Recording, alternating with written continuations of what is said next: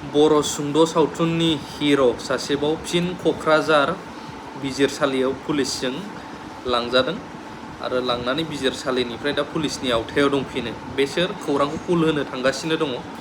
बिनि सिगां मानगोनां एक्स मन्त्रि एक्स एमएलए प्रमिला रानि ब्रह्म मेडामा प्रमद बर' सारनि अफिस सेराव अर्थात क'क्राझार जिल्लानि बिटिसि सेक्रेटारियेट गेटआवहाय मा फोरमायदों नोंथांमोननो गुवारै फोसावलांगासिनो दङ, होनो थांगासिनो दं। नायजोबोब्ला बुजिगोन।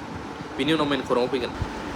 थ' नोंथांमोना नुबाय क'क्राझार पुलिसफोरजों लोगोसे हानजाजों लोगोसे क'क्राझार सेक्रेटारियेट गेट मोखाङाव प्रमिला रानि ब्रह्म मेडामजों लोगोसे मानगोनां मालती रानि मेडाम आरो जोंहा जोंदाव बड'सा सारनि वाइफ आंगो बिसि अनजालि बड'सा मेडामबो दङ।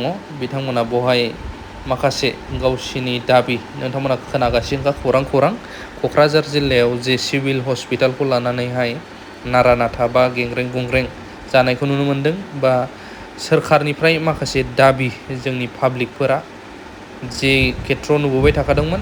दा बिनि सायावनो मानगोनां बायद'मोना बा मेडाम मोना मा बुंदों नायलांजोबदो।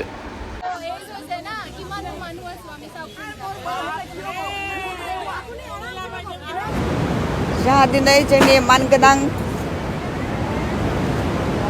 बड'फा उपेन्द्रनाथ ब्रह्मनि आन्दलन जुरिनायनि जाउनाव जोङो जे ओनसोलखौ बड'लेण्ड हिसाबै लुबैदोंमोन आरो बे बड'लेण्डआ माबायदि जानांगौ, जोंनो मा अनुस्थान नांगौ, बेफोरनि चार्टार अफ डिमान्ड जोंहा दंखायोमोन।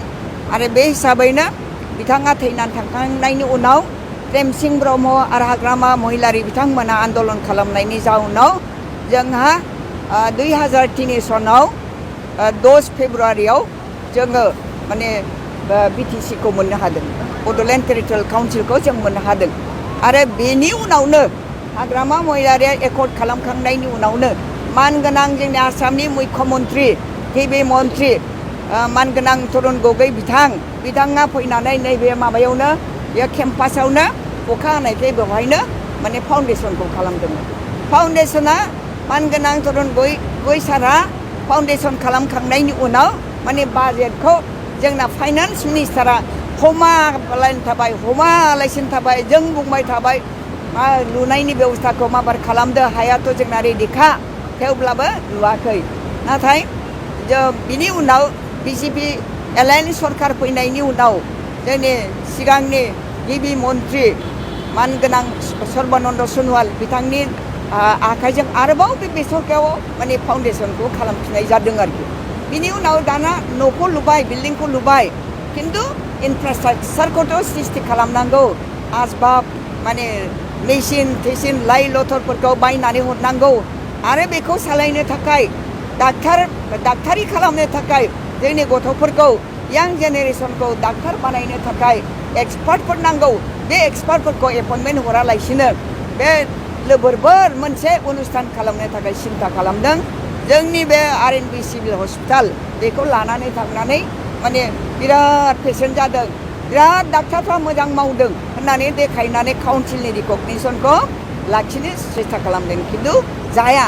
थांब्लाबो जोंनि पेसेन्टफ्रा थांनाया बेसोर गावनि जोंनि क'क्राझार मेडिकेल कलेज हस्पिटालाव थांनानै खिन्थु गोसोआ माने बायनानै फैफिननानै सोरबा बेंगलाव थाङो, सोरबाबा एकदम बरपेटाव थाङो, सोरबाबा प्राइभेट चेम्बारावसो थांनानै सिकित्साखौ लाफिननांगौ जायो।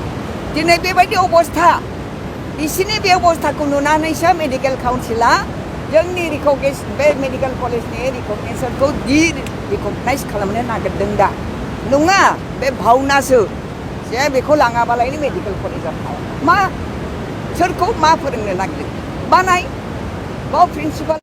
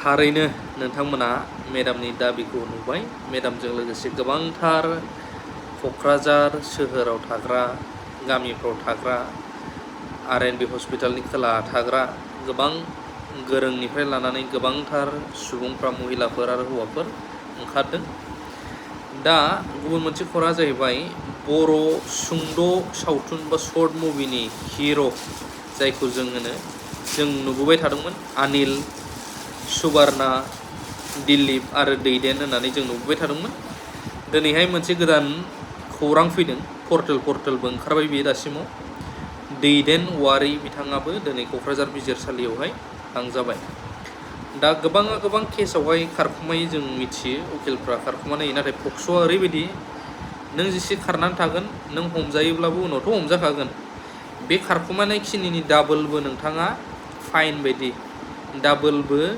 नोङो माने साजाखौ खाथायनानै फैनांनो हागौ फोजोबनांनो हागौ नोंनि पानिशमेन्ट एक्सट्रा जाबावनो हागौ ओंखायनो सारेन्डार जानानै केसखौ नांनाया साबसिनसो आरो नंगौ नङा दा जिखुनुआनो जाया खौरांखौ होबावबाय बेखिनियानो थेंक इउ भेरि माच फर वाचिं लाभ इउ अल আমাৰ সাধাৰণতে দেখা যায় যে আমাৰ মন্ত্ৰীসকলৰ আবাস আৰু সিনিয়ৰ গভৰ্ণমেণ্ট অফিচাৰসকলৰ আবাস বা ছেক্ৰেটেৰিয়েটৰ কৰ্মচাৰীসকলৰ আবাসত ইলেক্ট্ৰিচিটি বিল ইমান দিনে চৰকাৰে দি আছিল আজি ৭৫ বছৰৰ এইটো লিগেসি আজি নহয় কোনো চৰকাৰ কোনো মুখ্যমন্ত্ৰী কোনো প্ৰধান মুখ্য সচিব সকলোৰে ঘৰত ব্যৱহাৰ কৰা ইলেক্ট্ৰিচিটিৰ বিল ৰাজ্য চৰকাৰে ইমান দিন বাজেটৰ পৰা দি আছিল ইতিমধ্যে আমি 1 জুলাইৰ পৰা প্ৰযোজ্য হোৱাকৈ আমি সিদ্ধান্ত লৈছো যে এতিয়াৰ পৰা